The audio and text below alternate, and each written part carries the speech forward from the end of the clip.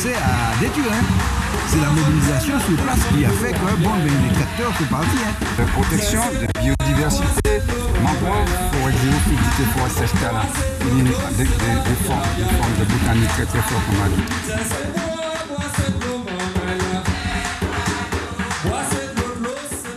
Bel bonjour tout le monde, c'est Fanny Wa avec vous pour En Semaine et puis la Sopama sur Zouk TV.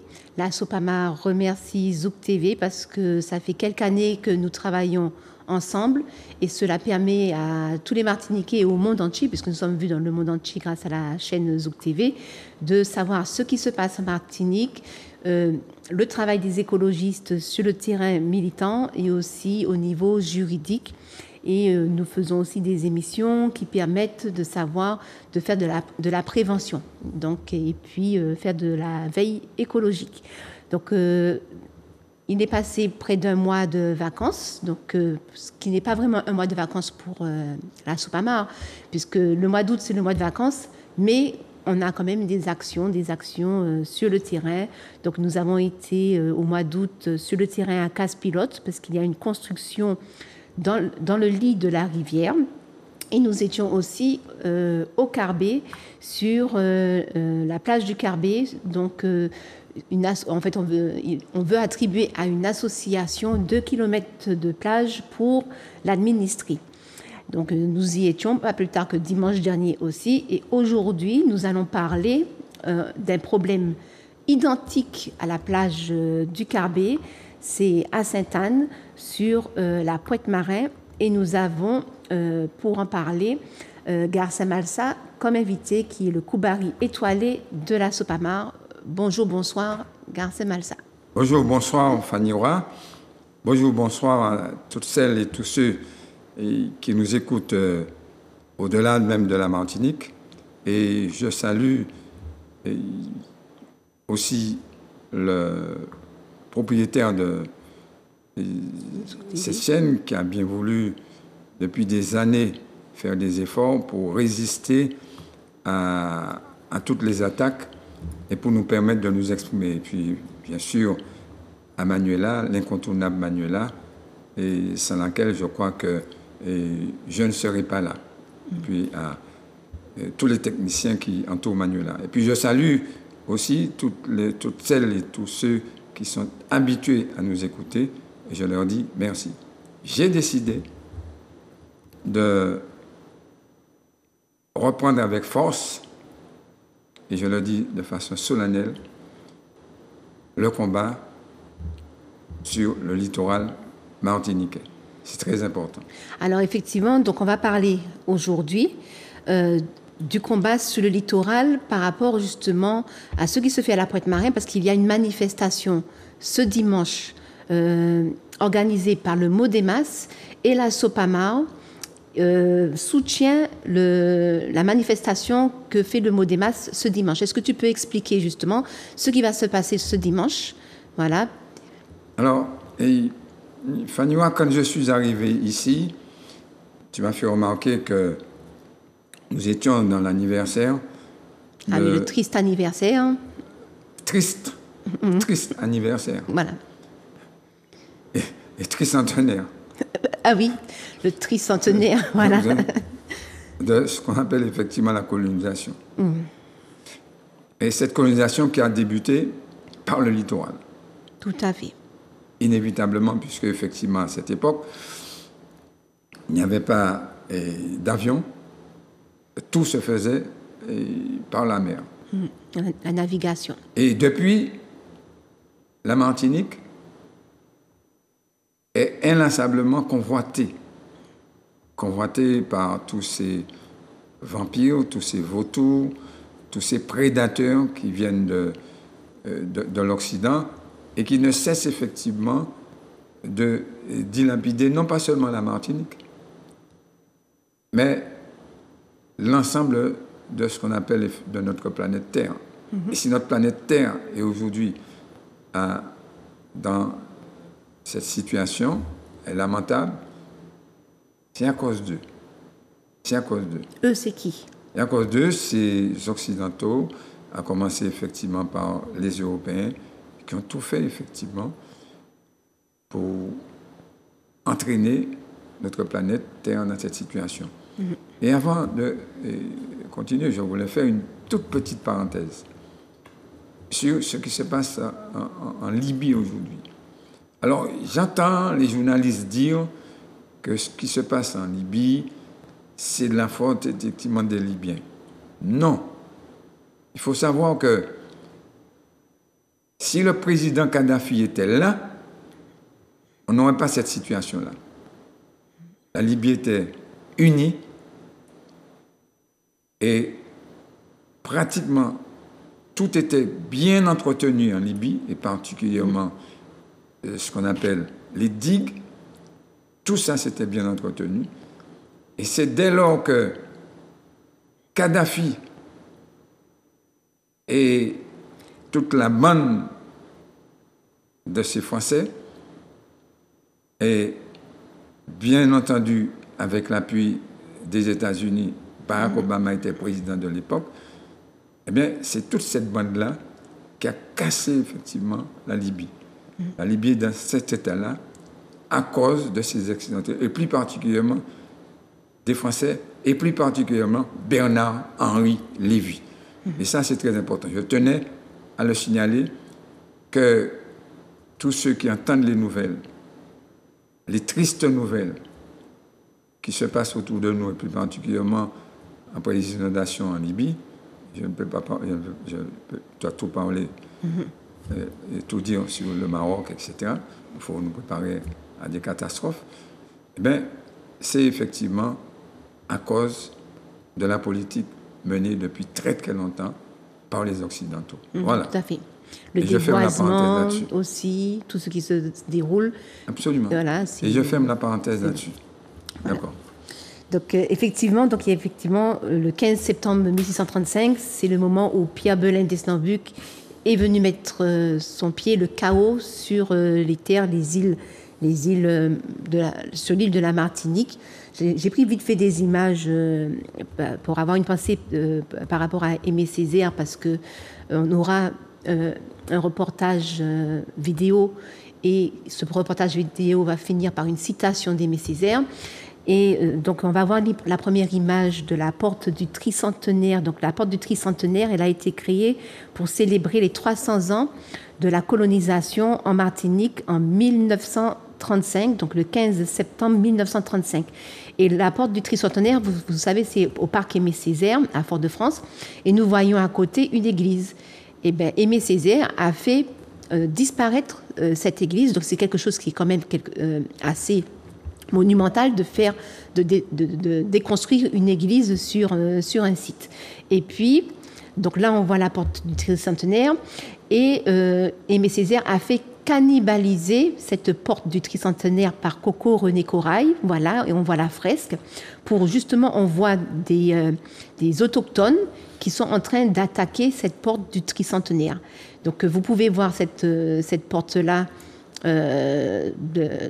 tristement célèbre par ses 300 ans de célébration de la colonisation, et comment Aimé Césaire a essayé de, nettoyer cette porte de la honte, pour ainsi dire. Comment faire pour faire que ce type de monument on puisse avoir une autre image par rapport à la colonisation, non pas faire l'éloge, mais une autre forme d'art par rapport à cette porte-là.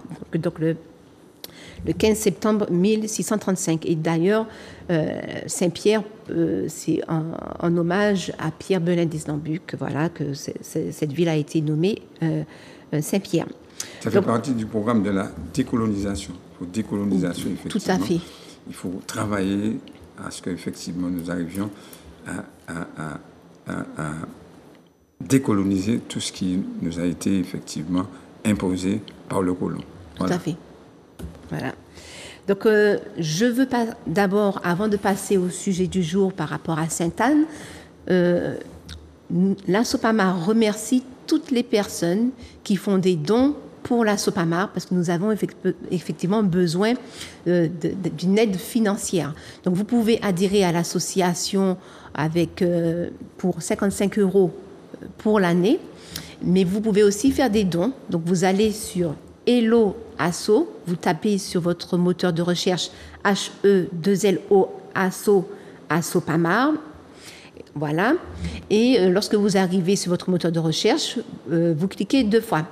Et pour faire un don, donc vous pouvez donner un don mensuel ou vous pouvez aussi donner un don ponctuel, juste une seule fois. Donc voilà. Et puis vous pouvez aussi payer votre adhésion, renouveler votre adhésion sur le site Hello Asso Assopamar.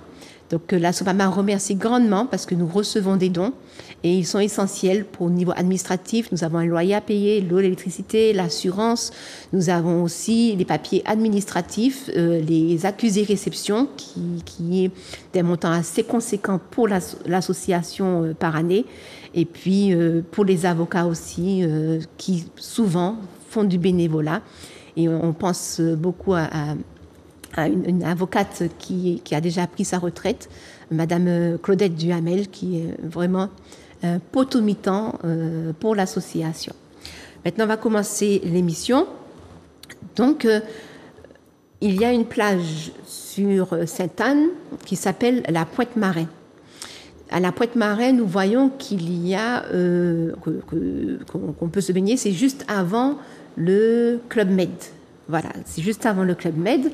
Mais il est arrivé que l'ancienne municipalité avait voté, avait fait un délibéré pour attribuer la gestion de toute cette plage-là pour une association. Donc, est-ce que tu peux aborder ce sujet parce que tu es très au courant de ce que c'est. Tu es ancien maire de Sainte-Anne, donc tu es l'invité idéal pour parler de ce sujet. Alors, je voudrais corriger. Pour commencer, ce n'est pas l'ancienne municipalité. L'ancienne municipalité, c'est celle, effectivement, qui est administrée par moi, ici présent.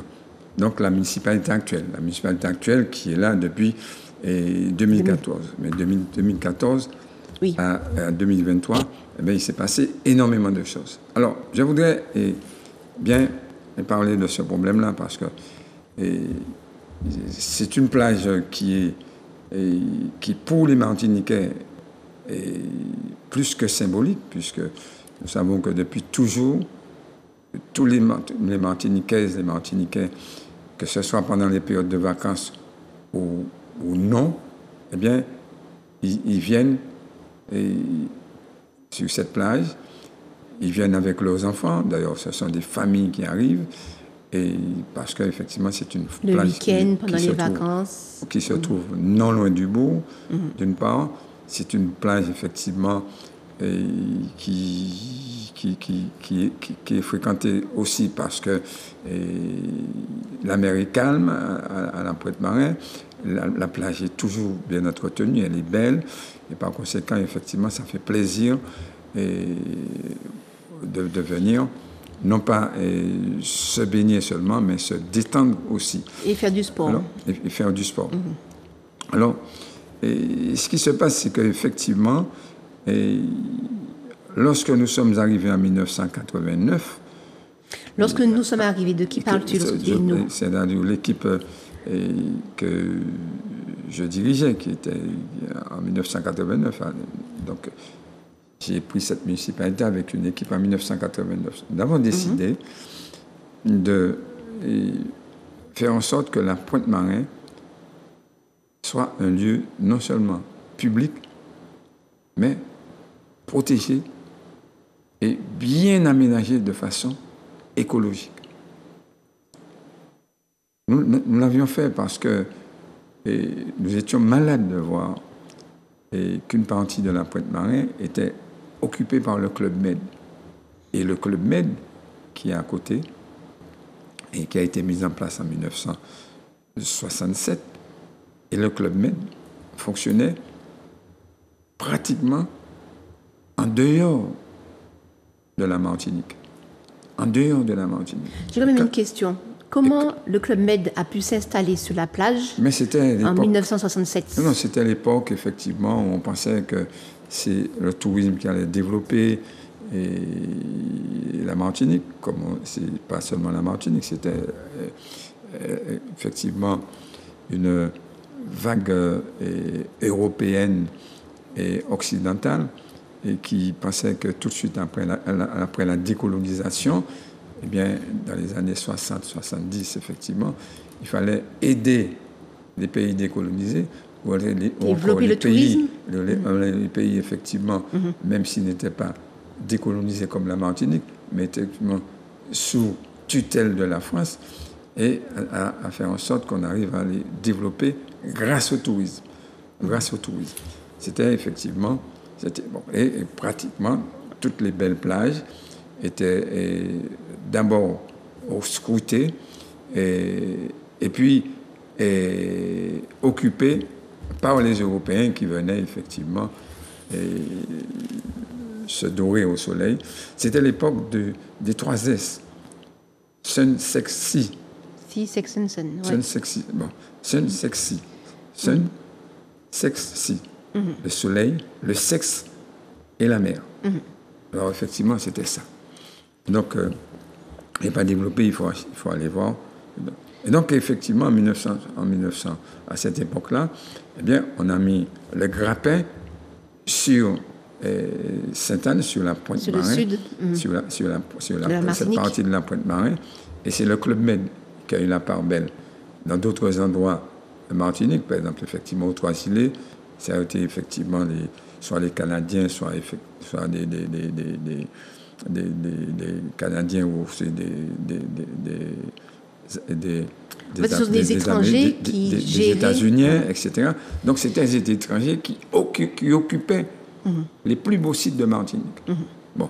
Donc, alors le sud c'était touristique, le nord c'était voilà. les plantations. Donc on avait décidé effectivement de partager la Martinique en 3 zones. Voilà. Une zone totalement touristique, le sud, des Trois-Îlets jusqu'à la limite du François.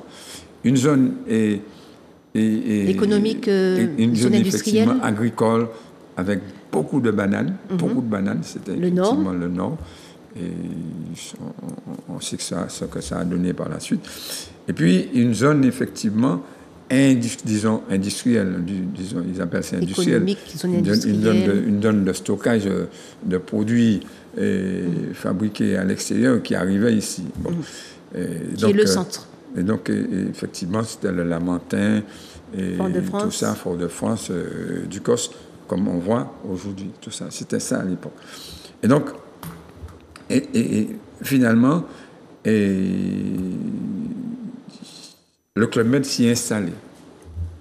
Et à côté du Club Med, bien, il y a à l'époque le maire de Sainte-Anne a décidé de prendre une petite partie pour la commune, une toute petite partie. La plus grande partie était réservée au Club Med, mais il a eu effectivement, je ne sais pas, il a eu le flair de dire, bon, quand même, d'en laisser une petite partie à la commune. Et donc, quand nous sommes arrivés, nous nous sommes dit qu'il faut chérir cette partie-là. Là où se trouve exactement l'espace Mona au Jardin Mona, quand on arrive à Sainte-Anne, on rentre du côté du terrain de football. Bon, et puis ça commence et par là, disons à la limite du cimetière, ça continue et ça monte jusqu'à la limite du Club Med. C'est ce qui appartient à la ville de Sainte-Anne.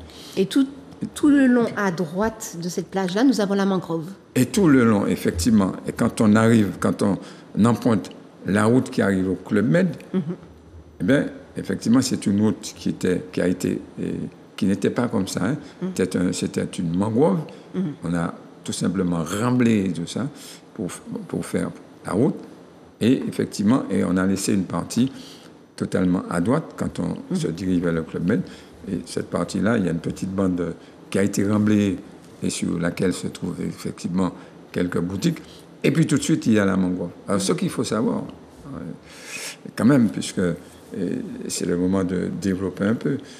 Alors, il y a donc cette partie de la Pointe-Marin, ce que nous appelons la Pointe-Marin, occupée par le Club Med, une toute petite partie pour la ville de Sainte-Anne. Et puis, effectivement, disons, il y avait toute la zone basse, humide, qu'on pourrait appeler mangrove, et une zone marécageuse. Et une partie de cette zone marécageuse a été occupée entre 1985 et 1987 pour installer ce qu'on appelle la ZAC de Belfond. La ZAC de Belfond, alors, parce que tout simplement, cette partie-là a été transférée dans la colonisation, au Béquet, particulièrement l'usine du Marin. Donc l'usine du Marin est devenue, entre parenthèses, propriétaire de toute cette zone, y compris toute la mangrove. Alors, y compris toute la mangrove. Tu as bien dit entre guillemets ou entre parenthèses, entre guillemets. Donc, absolument.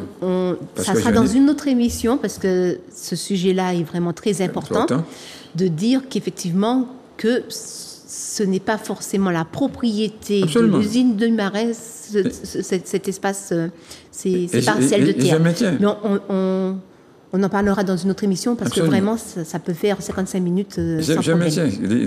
En gros, je ferme la parenthèse. Les usiniers n'ont jamais été propriétaires de ces terres-là, que ce soit à Sainte-Anne ou ailleurs. Bon, je ferme la parenthèse. Mais on ferme la parenthèse parce que c'est un sujet assez lourd. Donc, il y a ce qu'on appelle la ZAC de Belfond. Il y a ce qu'on appelle Belfond. Bon. Et puis, on avait laissé une petite partie occupée par des Martiniquais, et cette petite partie entre la ZAC de Belfond et la plage, vous savez, il y a effectivement des maisons basses. Cette maison basse était faite à l'époque pour les travailleurs du Club Med, mais la plupart des travailleurs du Club Med n'ont pas pu acheter, n'avaient pas suffisamment d'argent. Ce sont d'autres Martiniquais qui ont occupé ces logements. Mais ce n'est pas important, il faut y aller. Et donc, voilà un peu bosser rapidement. Donc, lorsque nous arrivons en 1980, nous disons, voilà, il faut que cette partie de la Pointe-Marin, qui reste de la Pointe-Marin, soit réservée aux Martiniquais, aux Martiniquaises qui sont fréquentés, et nous allons y faire des aménagements progressifs, de telle sorte, effectivement, que nous respections, nous, écologistes, nous respections, effectivement, les normes écologiques pour que, effectivement, ça soit très beau. Je tiens quand même à signaler, la plage qui se trouve sur le Club Med, c'est pas ta Club Med. C'est pas ta Club Med. Oui, c'est à tout le monde. C'est à tout le monde, absolument. Ok, c'est pas taille. Je ne vais pas, effectivement. On a le droit de circuler librement sur le littoral. Puisque lorsque nous arrivons en 1989, lorsque nous arrivons en 1989, cette plage était interdite aux Martiniquais. Tout à fait. C'est pour ça que je précise cela. Nous nous imposons tout de suite pour que la plage soit ouverte aux Martiniquais, d'une part, et que le Club Med soit fréquenté par des Martiniquais, étant entendu que les Martiniquais qui payent, bien entendu. Mais effectivement, c'était interdit. Le Club Med était interdit jusqu'en 1989. C'est très important que les Martiniquais sachent ce qui s'est passé très bien.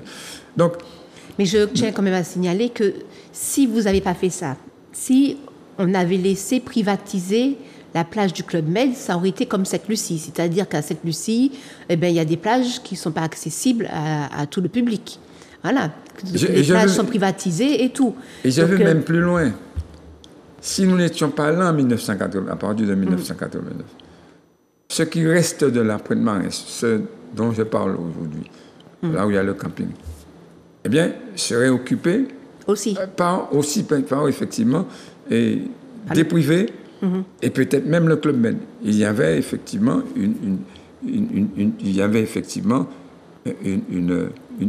une attraction sur cette partie-là. Je ne vais pas développer, on aura le temps d'en parler. On va continuer on aura le temps d'en parler dimanche, puisque effectivement, dimanche prochain, nous invitons les Martiniquais à venir voir ce qui se passe à la Pointe-Marin, parce que c'est particulièrement dur pour nous ce qui se passe à la Pointe-Marin. Alors, ce qui se passe depuis quelque temps. Le rendez-vous, c'est 7h30 sur la place Mona. Absolument. Voilà, c'est pour protéger notre littoral. C'est pour protéger, parce que ça fait partie de notre littoral. Voilà. Et ça ne fait que commencer. Ce dimanche. Ça ne fait que commencer ce dimanche. Nous étions au Carbet. La présidente va en parler. La semaine prochaine. Bientôt, la semaine prochaine. Nous ne voulions pas ce qui se passe au Carbet eh bien, se réalise à Sainte-Anne. Tout à Parce qu'il ne faut pas attendre. Il faut que nous prenions du vent avant du vent pour nous. Tout à fait. Parce que nous savons aujourd'hui qu'il y a, eh bien, que nous avons des éléments palpables qui prouvent que, eh bien, il y a une tentative de privatiser la Pointe-Marin. Tout à fait. Et si la Pointe-Marin est privatisée, c'est foutu pour les Martiniquais. Il ne faut pas que les Martiniquais, il ne faut pas dire comme ça, oui, nous avons pu rentrer, tout ça, etc. Ce n'est pas vrai du tout.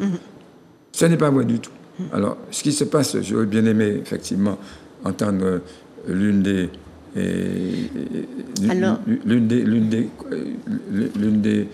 personne qui a été élue de l'opposition. Conseillère municipale. Conseillère municipale Voilà. de l'opposition de 2014 et 2020. 2014 et 2020, et qui connaît très très bien ce problème-là, qui à l'époque, effectivement, s'est battu pour que cette plage ne soit pas privatisée, et nous continuons de nous battre. Elle n'est plus là, nous continuons de nous battre pour que la plage ne soit pas privatisée, puisqu'il y a toujours effectivement cette démarche qui est entretenue soudainement par la municipalité actuelle. Tout à fait. Donc là, on va avoir effectivement une vidéo que vous pouvez trouver sur le YouTube Tsaba. Tsaba, c'est T-S-A-B-A. Donc la vidéo est en 3 parties, c'est connaître pour mieux protéger. Donc on va avoir juste un petit extrait avec Marie-Alice Troudard, qui était justement conseillère municipale à la ville de Sainte-Anne à l'opposition, et qui va nous parler justement du conseil municipal qui a délibéré pour pouvoir permettre à une association de gérer le site de la Pointe-Marin. Donc on se retrouve juste après. Deuxièmement, la commission d'appel d'offres n'est jamais convoquée de manière régulière alors que la ville répond à des appels d'offres.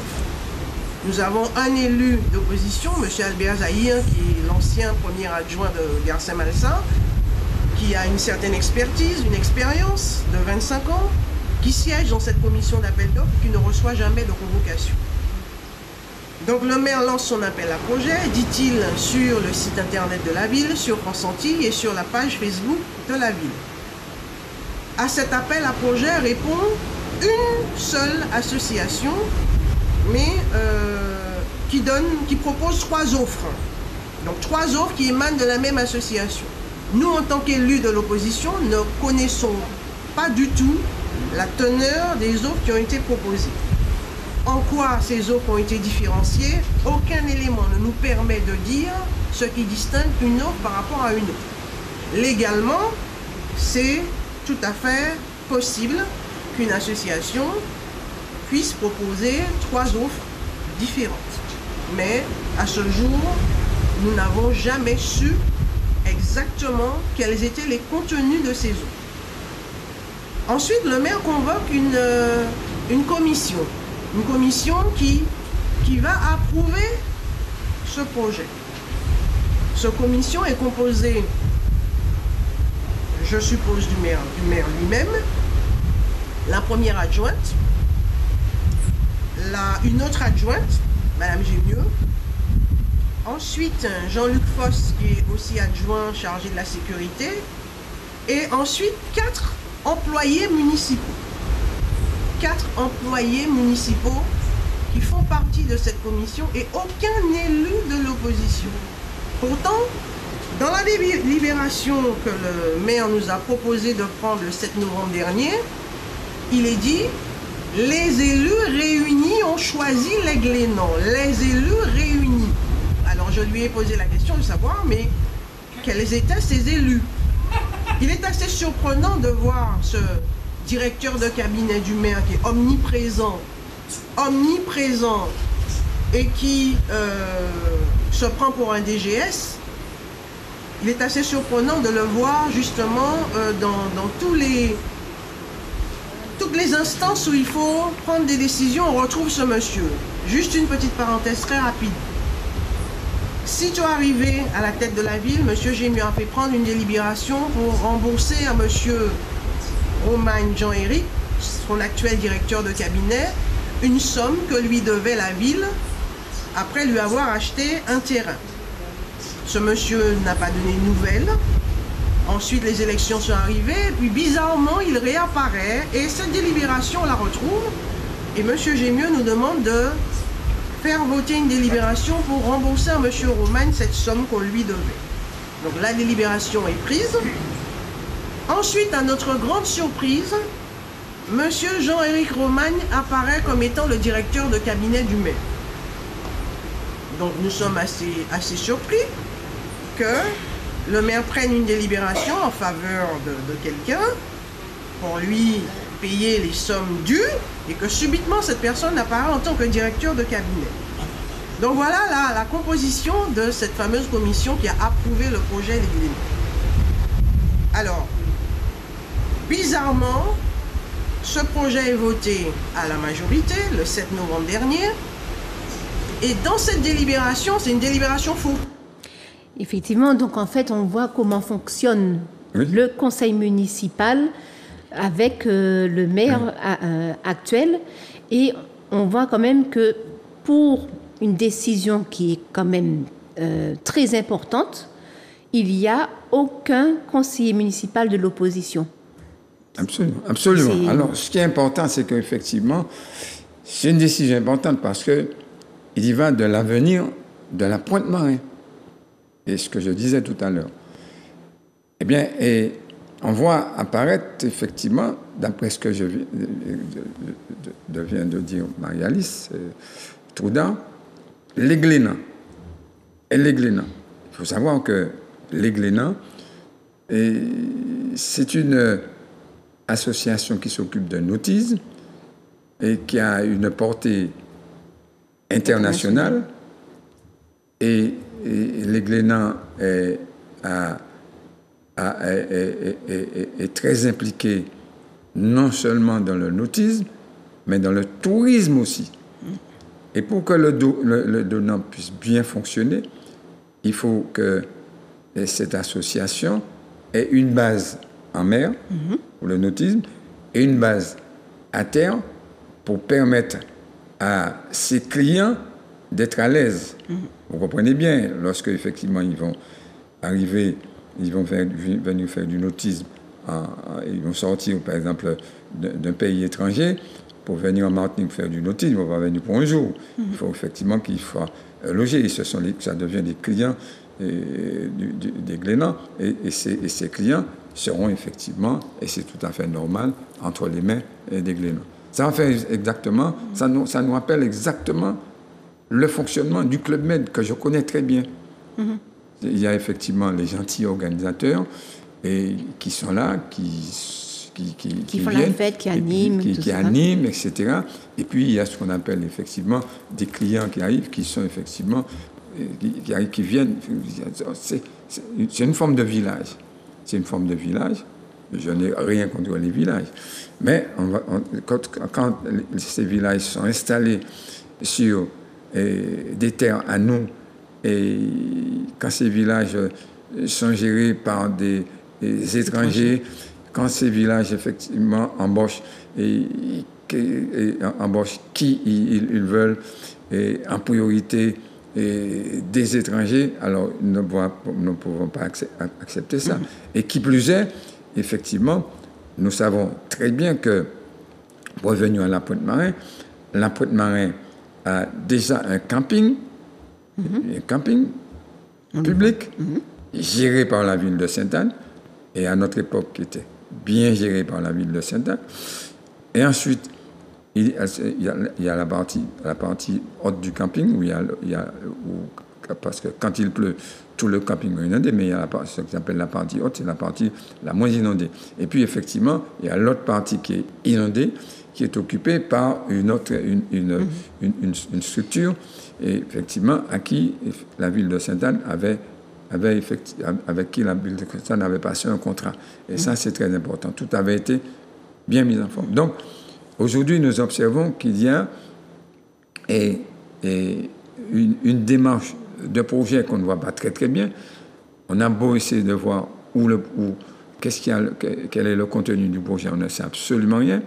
Mais pire encore, ce qu'on sait, c'est qu'on est en train de tout faire pour que tous les acteurs économiques qui se trouvent aux alentours même du camping et qui occupent ce qu'on appelle effectivement des petits espaces qui appartiennent à la ville, que tous ces acteurs économiques ne soient plus là. Il y a une pression sur ces acteurs économiques. Donc il y a des artistes, il y a des petits snacks. Par la municipalité pour qu'effectivement que les acteurs économiques s'en aillent.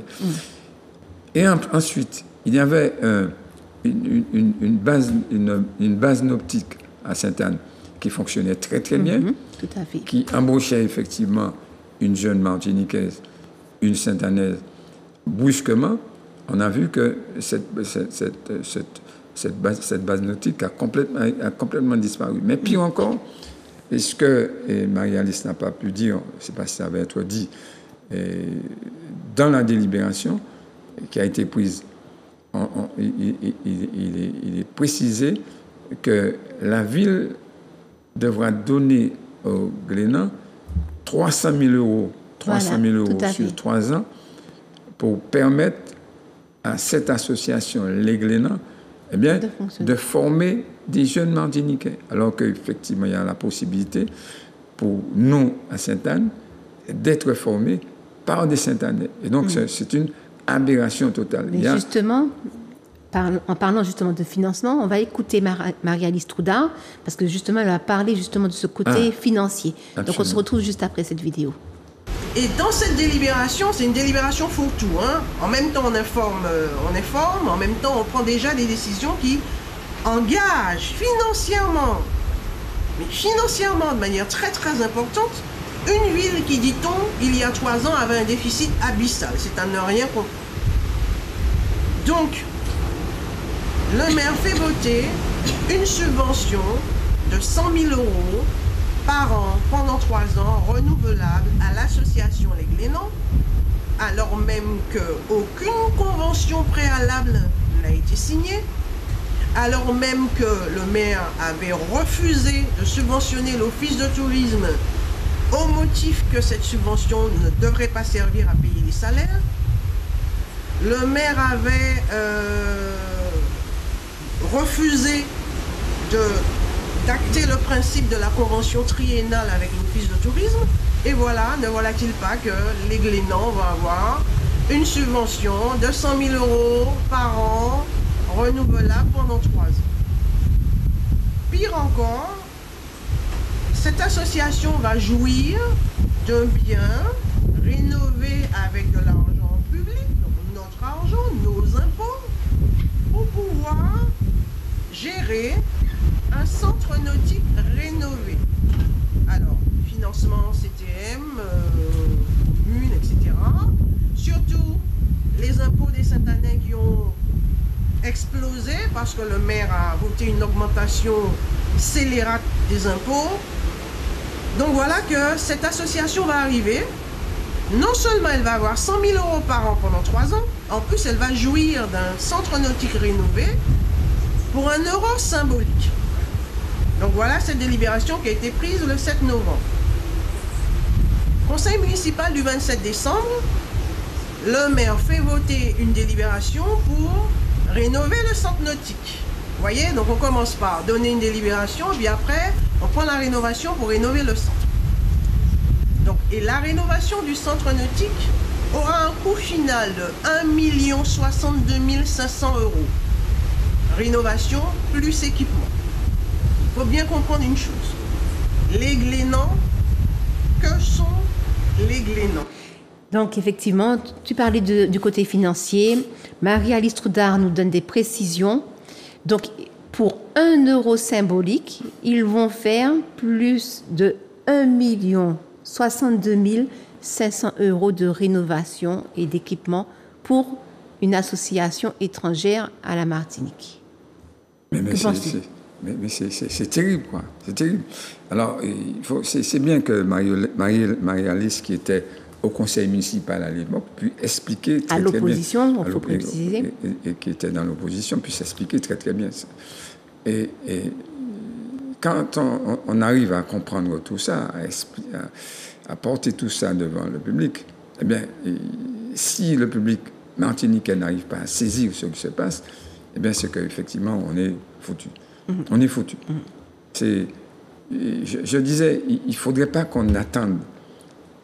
Et il ne faudrait pas qu'on soit la présidente de la SOPAMA qui se donne à fond et me disait lundi, eh bien, Garcin, notre problème, c'est qu'effectivement, nous attendons que les pieux soient mis en place, que du béton soit coulé et que des travailleurs martiniquais commencent à travailler et que lorsque nous arrivons, eh bien, on nous dit oui, nous sommes déjà là, nous travaillons, nous allons perdre notre emploi si nous travaillons pas, etc. Il ne faut pas attendre. Et justement, c'est à titre de prévention. Nous demandons aux Martiniquaises et aux Martiniquais de venir en masse dimanche sur la place Mona. Rendez-vous sur la place Mona. 7h30. À 8h. Oui. À 8h. On va faire ce qu'on appelle une visite guidée. État des lieux. Une visite de l'état des lieux pour montrer absolument ce qu'il en est. Pour ne pas dire effectivement, il n'y a pas de savent, pour ne pas dire nous avons dit bêtises, etc. Et ça, c'est très, très important. Donc, pour finir la vidéo, avant que l'émission se termine, on va regarder la dernière vidéo et Marie-Alice Trouda va nous expliquer c'est qui les Glénans. Que sont les Glénans? Les Glénans, c'est une association bretonne agréée par le ministère de la Jeunesse et des Sports qui impressionne l'actuel maire simplement parce qu'ils ont une expertise sur le nautisme et qui sont agréés. Cette association fonctionne de quelle manière? C'est-à-dire que cette association propose des stages de voile, évidemment des stages payants, j'ai vérifié sur le site internet, et les stages de voile comprennent également l'hébergement. Je comprends pourquoi dans la délibération, il y avait cette allusion sur le fait que le camping pouvait être utilisé également. Donc voilà que sous couvert d'un appel à projet pour soi-disant permettre aux petits Saint-Anais, aux petits Martiniquais de faire de la voile, on va mettre à disposition d'une association non martiniquaise à la fois un centre nautique rénové, des équipements sportifs achetés par la collectivité, un plan d'eau, un camping. Donc il va avoir tout ça à disposition. Alors, il est bien évident que lorsque les Glénans vont occuper la base nautique, le plan d'eau ne pourra plus être ce qu'il était. Monsieur Sidalise Montez le disait tout à l'heure. Comment on peut faire cohabiter la baignade familiale du dimanche avec des activités nautiques de grande envergure? Parce que les Glénans se proposent de, quand on a vu l'offre, quand on a vu le panel d'activités proposées, ce n'est pas rien. Donc ça implique automatiquement un balisage de la zone pour permettre aux bateaux d'évoluer, etc., conditions de sécurité, etc. Donc forcément, on va baliser. Qui dit balisage, dit encore restriction de la zone de baignade, puisqu'il y a déjà une zone de mouillage, même si la bande des 300 mètres a été revue et que les bateaux sont plus loin, mais n'empêche qu'il y a tout ce petit monde-là à réguler sur le site. Alors, le 27 décembre, le maire fait voter également un projet de délibération pour l'extension du camping municipal. Il prévoit de faire une vingtaine de bungalows, 20 bungalows de 64 mètres carrés. Alors, je lui pose la question de savoir comment on peut, en l'état actuel des choses, c'est-à-dire que le camping est occupé de la manière suivante. On a un espace camping glamour avec Airstream Paradise, on a un espace avec des bungalows toilés, etc. On a l'ancien espace avec des chalets et on a également des chalets récents qui ont été construits. Comment on peut faire 20 bungalows de plus. Je pose la question. Alors on me ricane, on me rit au nez, ma question a l'air stupide, j'ai peut-être l'air bête, je ne sais pas. On ricane. Et finalement, j'avais bien raison de poser la question, parce que la première adjointe met les pieds dans le plat en disant la convention avec Airstream va arriver à son terme. Donc voilà l'objectif inavoué, c'est de rompre, ne pas renouveler la convention avec Airstream. À ce moment-là, le maire dit lui-même dans la délibération qu'il a la gestion, la maîtrise complète de la Pointe-Marès. Donc Airstream n'est plus là, il fait construire des bungalows, et comme c'est un chantier d'insertion, tout le monde va être content, on va dire c'est pour les jeunes, et comme ça on va se faire avoir. Donc le camping va être agrandi, et donc les Glénans vont bénéficier d'un camping avec toutes les installations qu'il faut, puisque un contrat a été passé avec l'ADEME pour la transition énergétique. Donc voilà, centrale photovoltaïque. Au sol, je ne sais pas, la question n'a pas... J'ai pas eu de réponse concrète à ma question. La centrale fera plus de 100 mètres carrés. Il y aura un parking de 2000 mètres carrés. Un groupe électrogène de 50 000 € va être acheté. Enfin bref, la totale. Donc les Glénans vont bénéficier quand même non seulement d'un centre nautique rénové et des équipements à plus de 1 million d'euros, un camping à leur disposition pour pouvoir permettre à leurs stagiaires de pratiquer la voile tranquillement. Donc voilà ce qui se passe à Sainte-Anne. Je crois que les Sainte-Annais n'ont pas compris, et que chaque fois que... Je me désole de voir qu'à chaque fois, on explique, on réexplique, et j'ai l'impression que voilà, nous cachaillons de l'eau en poignée parce qu'il n'y a pas qu'à comprendre. Pouchi, il n'y a pas qu'à comprendre. À quel moment avons-nous régressé autant? Quand on explique les choses aux gens, on passe pour des... Voilà, on est diabolisé, on veut empêcher le maire de travailler, on a un gros poil, on n'a pas digéré les élections municipales, etc. Donc voilà où on en est. Le Sainte-Annais n'a pas compris l'enjeu. Et lorsque je suis revenu définitivement en 99, j'ai commencé à participer activement aux conférences et j'ai commencé à dire aux Sainte-Annais, il faut que vous compreniez une chose. À Sainte-Anne, ce n'est pas une simple élection municipale. On est vraiment dans un combat dont l'enjeu vous dépasse. Et ce combat qui est important pour le Sainte-Annais, l'est tout autant pour le Martiniquais. Parce que ce qu'on va perdre comme combat à Sainte-Anne, on va le perdre en Martinique. La preuve, depuis que Gémieux a repris la mairie en 2014, les Béquets de Gentil ont repris goût à la prédation sur le littoral. L'étang des Salines, le bras qui alimente l'étang a été défriché. Les vestiges de Lance-Meunier ont été détruits. Il y a plein de choses comme ça qui sont symptomatiques du fait que le Béquet n'a jamais renoncé. Et donc, effectivement, quand il disait que Malsa ne sera plus là, nous si, bon, on le voit maintenant. C'est exactement ça. C'est-à-dire que Garcin Malsa était un rempart contre cette prédation économique agressive du Béquet, qui n'a jamais renoncé en fait parce qu'il sait qu'il peut compter sur des marionnettes. Des marionnettes.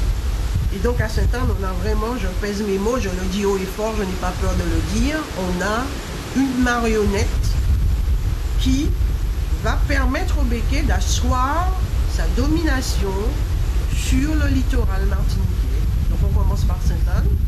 Sainte-Anne, c'était voilà, le rocher est tombé. Bon, maintenant on va y aller sans se voiler la face, et puis voilà. Donc bien comprendre aussi que cette équipe municipale fonctionne avec de nombreuses irrégularités. Les délibérations sont souvent entachées d'irrégularités. Elles sont douteuses quelquefois. Elles sont rédigées de manière ambiguë. Et donc c'est à dessein, c'est fait exprès. Comme disait Hulot Guillabert la sénégalaise, l'africaine du Sénégal, que M. Mansa a eu l'occasion d'inviter à la marche pour les réparations. Cessons de nous occuper des marionnettes, occupons-nous des marionnistes. Donc voilà ce que j'arrête. Voilà, donc Oui. ce que dit Marie-Alice Troudard, ce n'est pas le combat de Sainte-Anne, mais de tous les Martiniquais. Je te laisse la parole parce que l'émission est presque finie. Absolument. Je pense qu'effectivement, c'est clair. Et je viens d'entendre effectivement un professeur expliquer aux Martiniquais le sens de ce combat. Et les grandes manœuvres ont commencé de l'autre côté, des côtés des béquets, des côtés des choses. On va commencer de la municipalité actuelle pour effectivement continuer leur prédation. Nous savons de façon claire et nette que pendant les vacances, ils ont fermé le camping, tout bloqué, pour permettre aux Martiniquais qui campent traditionnellement à la Pointe-Marin d'aller ailleurs. Et cet ailleurs, c'est les Salines. Les Martiniquais sont allés sur les Salines.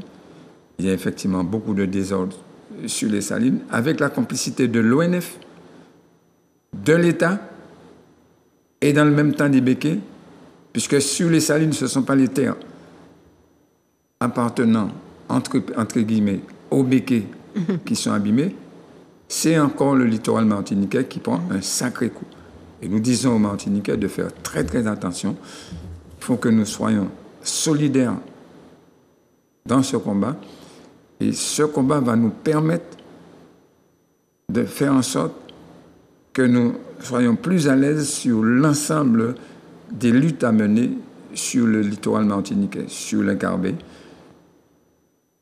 bien sûr aux Salines, au-delà même des Salines, sur l'ensemble du littoral martiniquais. Si nous ne comprenons pas aujourd'hui que notre littoral est de nouveau attaqué, il faut absolument le défendre, ben nous allons à la catastrophe.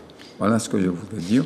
Et je vous invite à venir dimanche, 8h, à la place Mona, à Sainte-Anne, pour faire une visite guidée de la Pointe-Marin, pour voir ce qui est déjà installé. Là, il y a des conteneurs, je n'ai pas eu le temps, qui sont prêts effectivement à être déballés, dont le contenu devrait être effectivement installé dans le camping en quelque part. Il y a tout qui est mis en œuvre et par conséquent, ne tardons pas, ne disons pas qu'effectivement, on ne sait pas, il faut attendre. On n'a plus le temps d'attendre. Voilà. Merci, rendez-vous avec le Modémas, la Sopamar et d'autres associations qui voudraient se joindre à nous pour qu'effectivement, nous barrer la route à tous ces prédateurs-là. Donc, avant d'avoir les piquets au sol, les premières constructions bétonnées, tout ça, etc., comme tu disais, qu'on regrette souvent, on nous prend du vent avant du vent prend nous. Donc, le rendez-vous, c'est ce dimanche et il faut vraiment que nous soyons nombreux. À très bientôt sur Zouk TV.